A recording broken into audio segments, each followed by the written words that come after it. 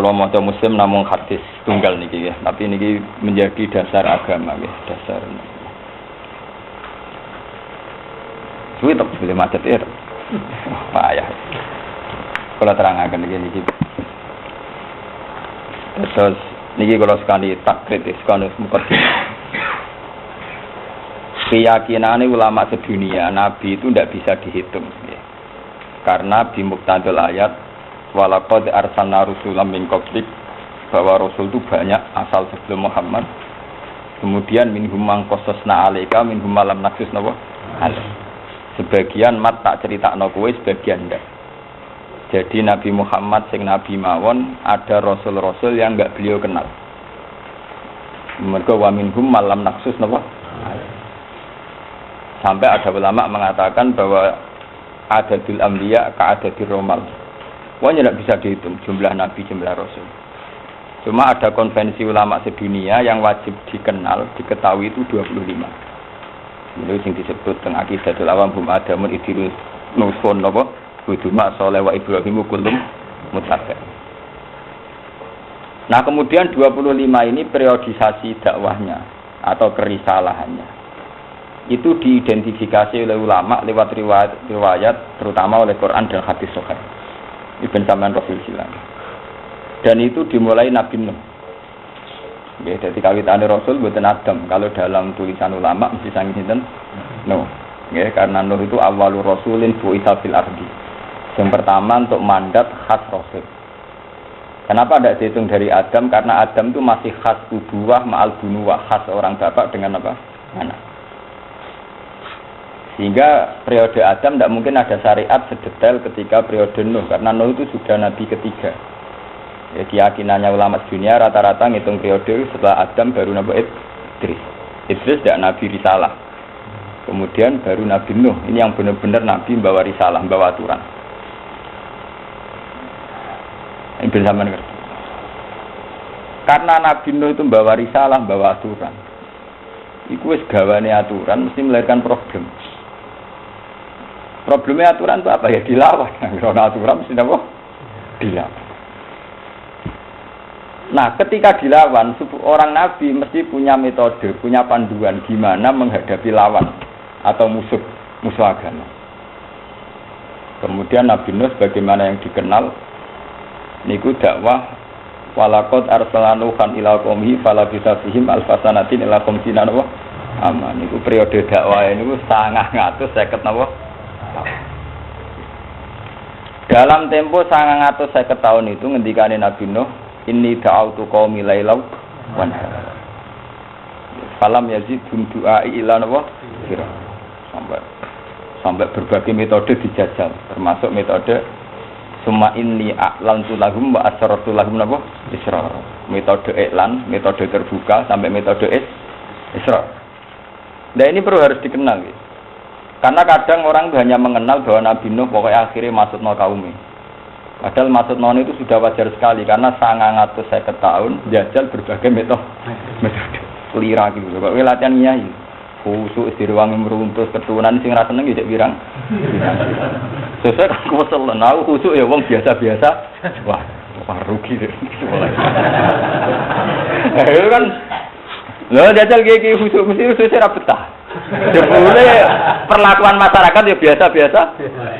Lah kula niku pertama nggih teng Naruhan sering ra keturunan lunga teng Pandangan sering modho protes. Gus jenengan wong alim ora keturunan.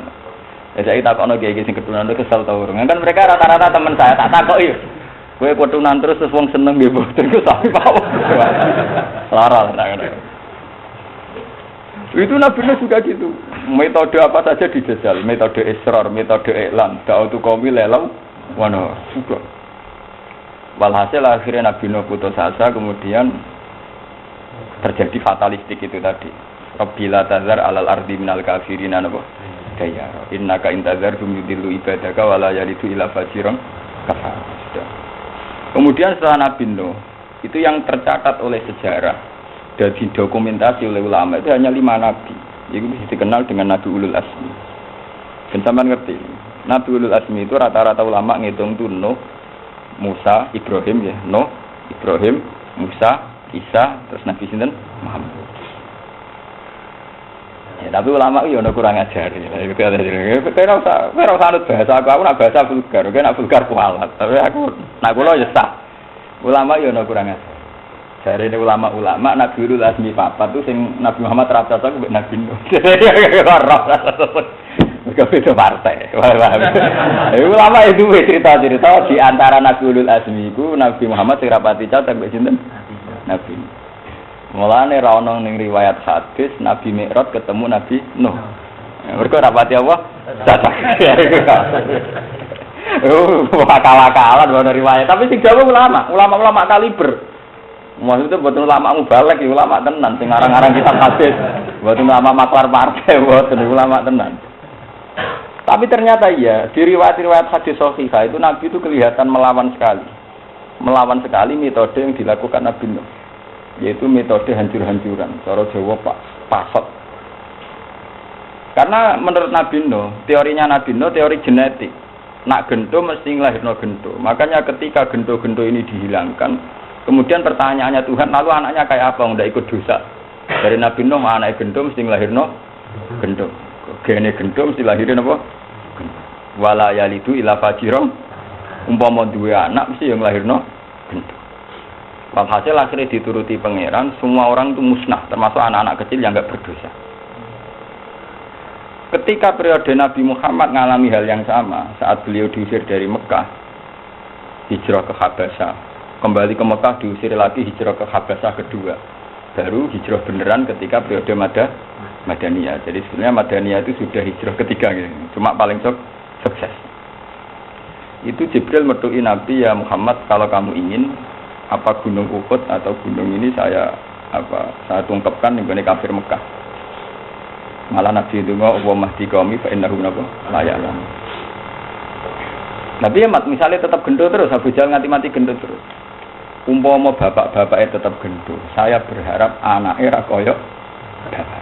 Ini mulai rubah kan. Berarti teori Nabi Muhammad, anak ra mesti niru napa? Bapak. Anak yang soleh bajingan pirang-pirang, anak bajingan dadi wong soleh napa? Pirang-pirang.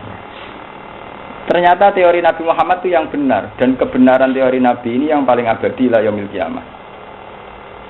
Yang Arab percaya teori TPG. Pangeran nak nunjukno ayat nak teori ini Nabi luwih bener timbang teori ini Nabi Nuh sampean ndelok TPG TPA. Bapake ora salat, rambu banyu ora poso. Lah anake tetep sekolah TPG, mulai salam. Wae salat napa? Salat. Bapake situation. Roe salam mergo anak.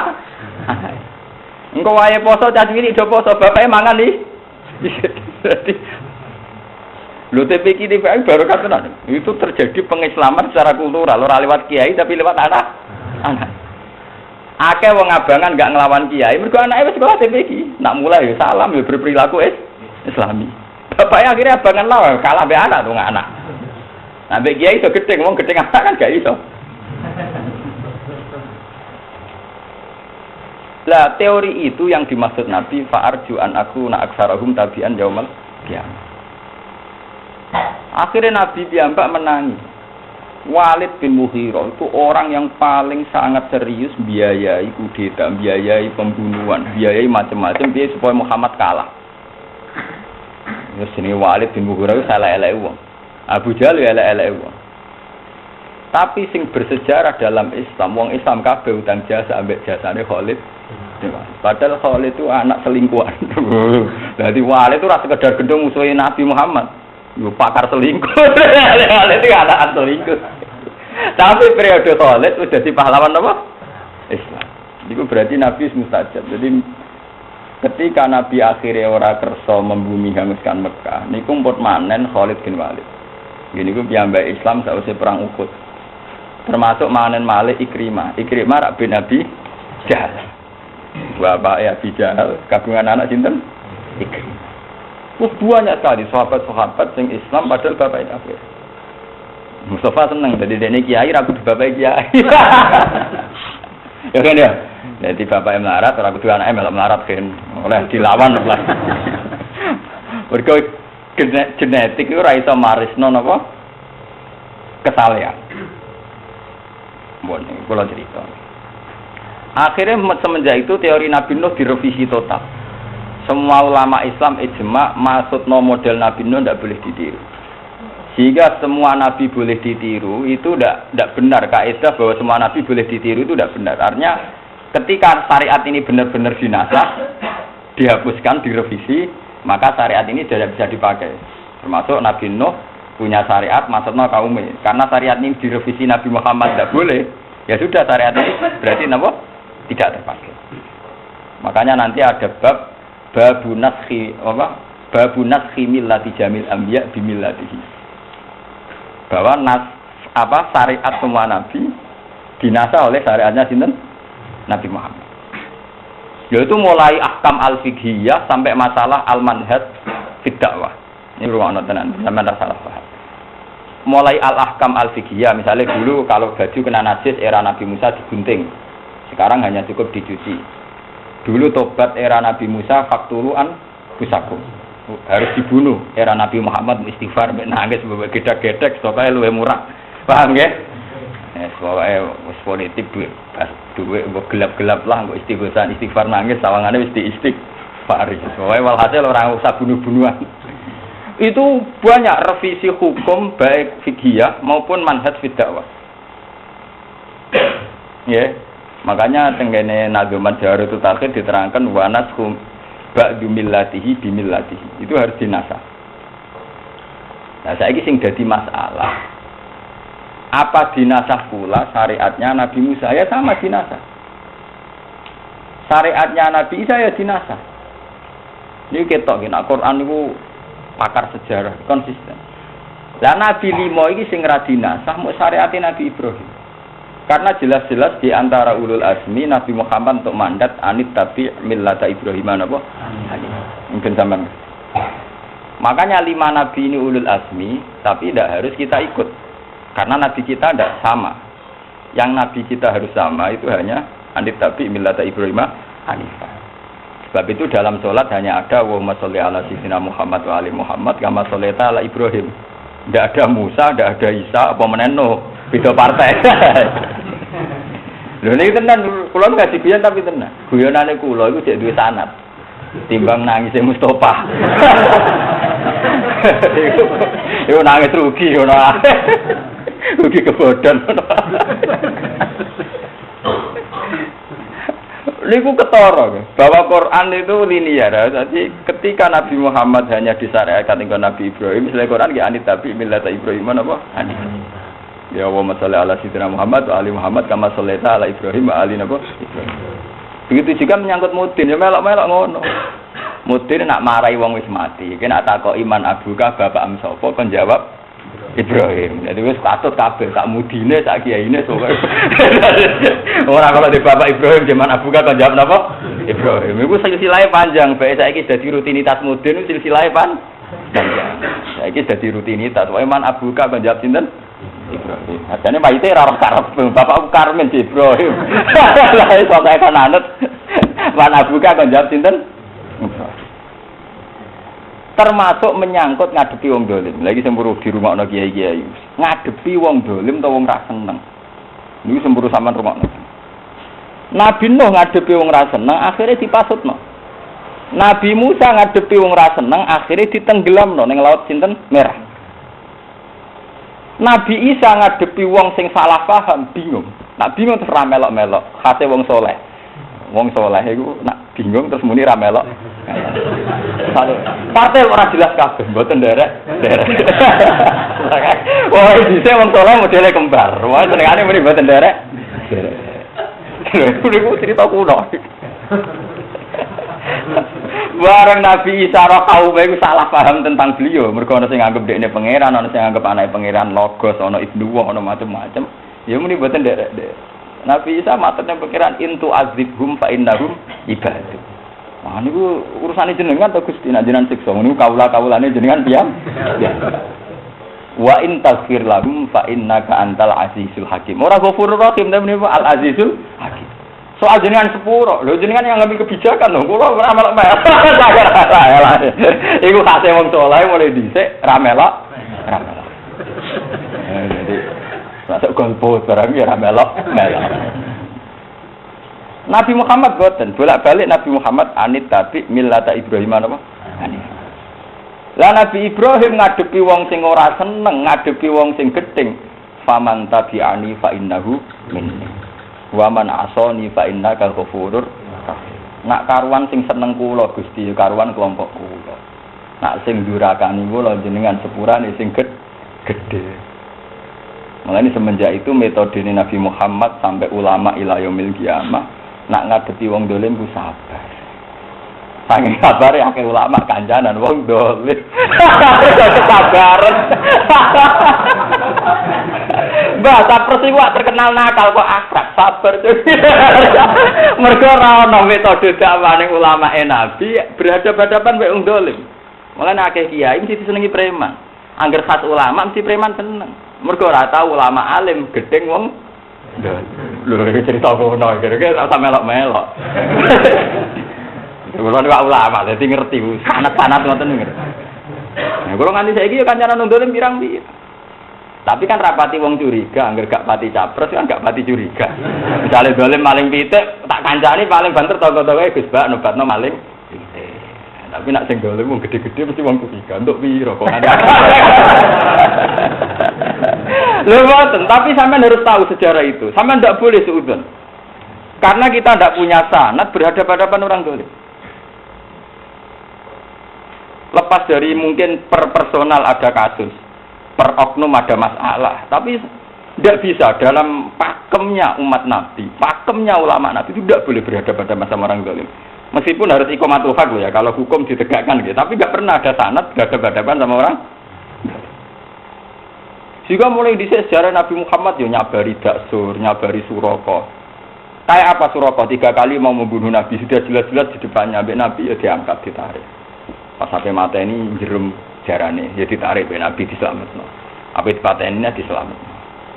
Ya akhirnya gak dipateni ya biasa. Gak terus jelas-jelas di Nabi dia sampai mata ini mayam nau kami ini ya Muhammad, mat saya aku dewean, aku gak pedang. Apa? Ketika Daksur akhirnya pedangnya jatuh, Nabi Muhammad juga pedang lah. Saya piye terus sing jaga kowe sapa? Ya ora ono Mas. Ya ora apa-apa dibalekno meneh. Terus dan itu ditiru oleh para sahabat, para wali songo. Termasuk cerita yang populer yang obat noni Sunan Bonang, Sunan Kali. Dan banyak cerita seputar itu.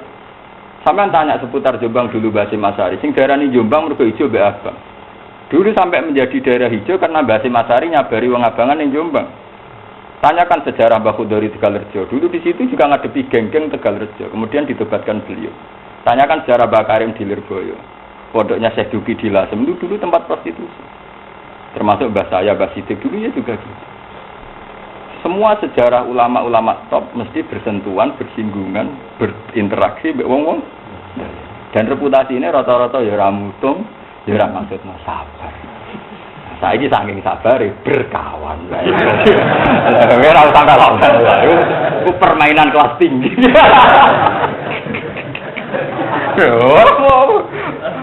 Orang sepenting gue ngasih aku latihan ngalim, latihan Gus Nudzon. Gak, kok repot.